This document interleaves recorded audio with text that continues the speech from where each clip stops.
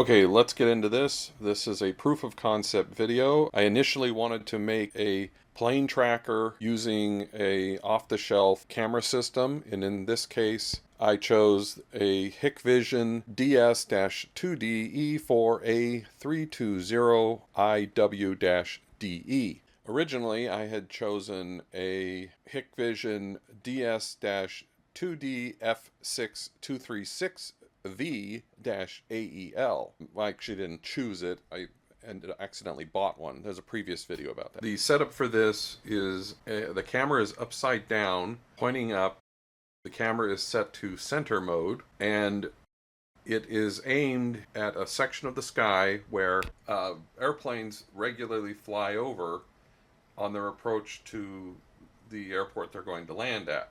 I monitor the airplanes on ADS-B Exchange, and when they get to a certain spot, I will see them on the camera. All the tracking you see is done by the camera. I'm not doing any of it. It was a bit difficult to set up. I originally had the camera set up with the zoom all the way out, but in this case, the camera on this particular camera would not see the motion of the airplanes as they entered the screen, and in order for this to work, the motion of the airplane has to be seen, and then the hitbox that surrounds the airplane has to collide with the line crossing line that you can't see on the screen, and then it will start tracking it. I was not able to get this to work until I zoomed in to about 7 or 8 times zoom. On the other camera I had, it would work just fine in that it would start tracking with the zoom all the way out, but it couldn't follow the airplanes properly. There were a lot more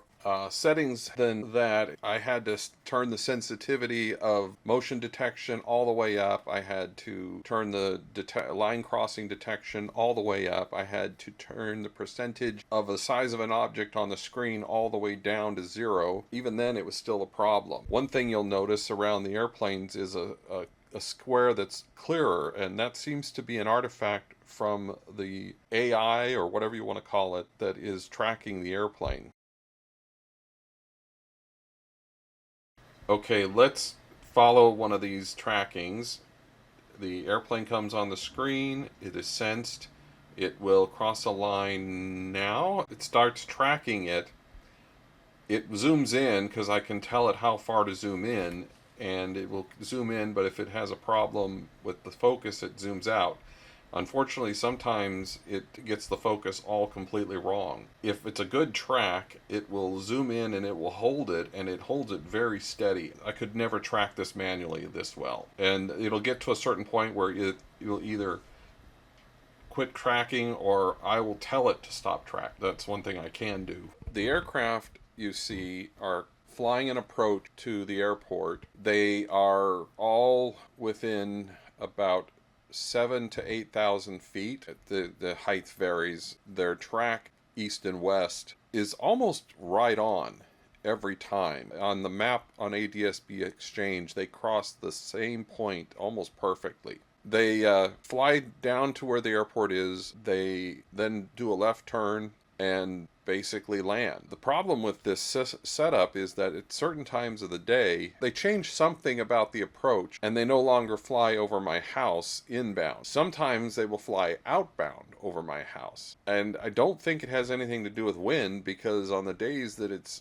some of the days that it's happened, there's no change in wind, and there's no wind, at least no wind where I am. The reason that there's no sound on this video is that the camera itself does not have a microphone. I can connect a microphone to it, and I at one point did have a microphone connected to it, but I was so caught up in just trying to get it to track properly that I didn't want to mess with having to hook the microphone up. The other issue is that towards the middle of the day it gets really hot, and the camera would be in direct sunlight, and I don't really want to fry this camera.